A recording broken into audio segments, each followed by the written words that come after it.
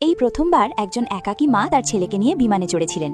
অজান্তেই সেখানে তার এক ধনী ব্যক্তির সাথে দেখা হয়, যে শিশুদের খুব ভালোবাসত। সে শুধু শিশুটিকে গানই শুনতে দেয়নি, বরং ফ্লাইট অ্যাটেন্ডেন্টকে দিয়ে তার জন্য দুধও তৈরি করিয়ে দিয়েছিল। যখন জ্যাক জানতে পারল যে লিজা একা, তখন তার মাথায় এক অদ্ভুত বুদ্ধি এলো।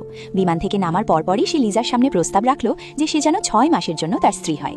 এর পেছনের কারণ ছিল এই যে জ্যাক তার বাবা মায়ের ক্রমাগত বিয়ের চাপের কারণে অতিষ্ঠ ছিল এবং তার কাছে অন্য কোনো উপায় ছিল না। সামনে দাঁড়িয়ে থাকা অপরিচিত ব্যক্তিকে দেখে লিজা শুরুতে প্রত্যাখ্যান করতে চেয়েছিল, কিন্তু তখনই তার ছেলে হঠাৎ তাকে ড্যাডি বলে ডাকল। লিজার মন সঙ্গে সঙ্গে গলে গেল এবং সে জ্যাকের প্রস্তাবে রাজি হয়ে গেল। তবে লিজা যখন জ্যাকের বাড়িতে পৌঁছাল, সে কল্পনাও করতে পারেনি যে বাড়িটি এত রাজকীয় হবে। এমনকি সেখানে ওয়াশ বেসিনগুলোও সোনার তৈরি ছিল।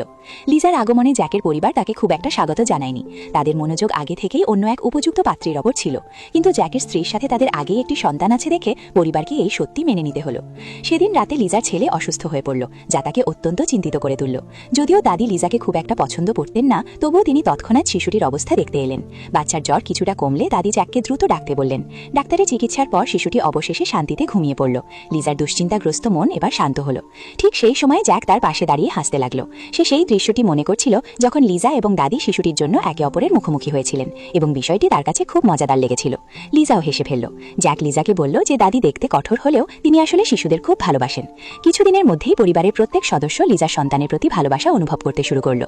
তারা সারাদিন শিশুটিকে কোলে নিয়ে রাখত এবং নিচে নামাতেই চাইত না। তারা বাচ্চাটির নাম রাখার ব্যাপারেও আলোচনা করছিল।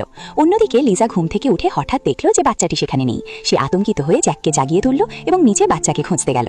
যখন সে দেখল যে তার ছেলে জ্যাকের ছোট বোনের কোলে খেলছে, তখন লিজা খুশিতে ছেলের নাম ধরে ডাকল, সেলিন।